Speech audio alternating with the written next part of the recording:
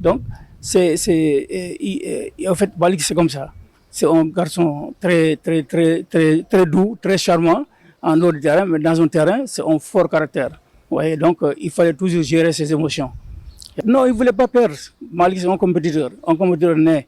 Parce que même dans les petits jeux de position, c'est-à-dire à la veille des matchs, bon, souvent on organisait des rencontres, on appelait ça soit banlieue contre Dakar. Alors là, c'était des matchs très disputés et quand il perdait, il était capable de faire la gueule toute la journée. Non, il n'était pas facile, mais lui, c'est un fort caractère parce que bon, il n'était pas, je ne peux pas dire qu'il était difficile à gérer, mais je ne peux pas dire non plus qu'il était facile à gérer. Vous voyez, parce que c'est quelqu'un qu'il faut convaincre.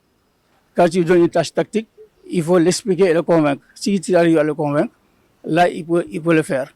Mais s'il est dans le doute, hein, une fois sur le terrain, il va faire ce qui lui vient sur la tête. Vous voyez. Donc, je peux dire simplement que c'est comportement. Il n'a jamais eu de problème de comportement. Au contraire, il a toujours été un leader. Il a toujours été un leader dans le terrain parce qu'il cherchait toujours à replacer ses camarades. Vous voyez, il donnait toujours la voix, il les replace, il rappelle les consignes, etc. Donc, globalement, c'est un garçon sur le plan tactique. C'est-à-dire qu'il était très précoce. Il était en avance. Parce que partout où il est passé, c'est un leader où il devient tout de suite le relais tactique de l'entraîneur sur le terrain. Le technicien avéré reconnaît être un peu surpris de voir Malick Daaf devenir un si grand coach. Un peu surpris, je ne voyais pas venir.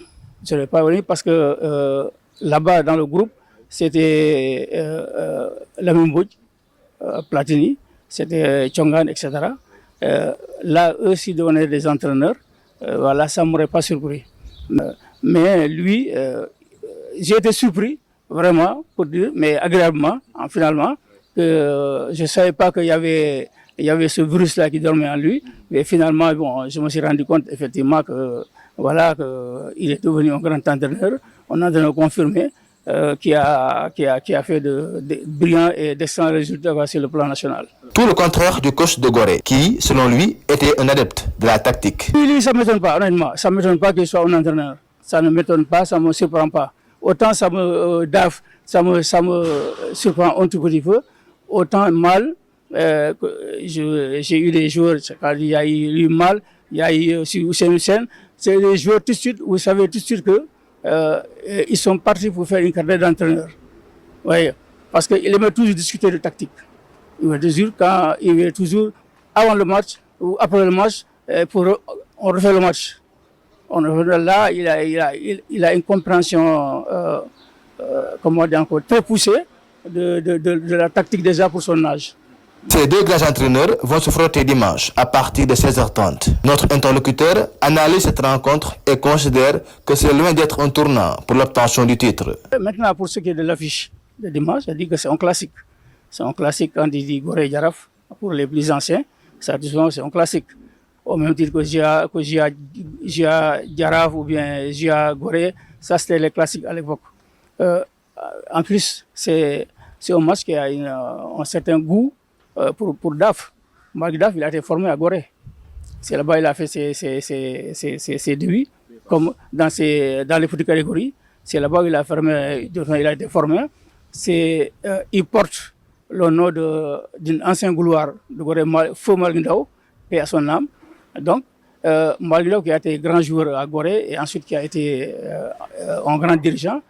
Et lui-même, son papa, Habib, a été un joueur de Gorée. Donc, ça veut dire simplement que c'est sa famille, évidemment, côté joueur. Maintenant, pour ce qui est de cette rencontre, évidemment, je dis, le Jaraaf, il est calibré pour l'Afrique. C'est-à-dire qu'ils ont fait un recrutement de qualité pour la Coupe d'Afrique. Contrairement à Gorée. Gorée, c'est-à-dire que Ali Mal s'est appuyé sur l'effectif qu'il a trouvé sur place. Peut-être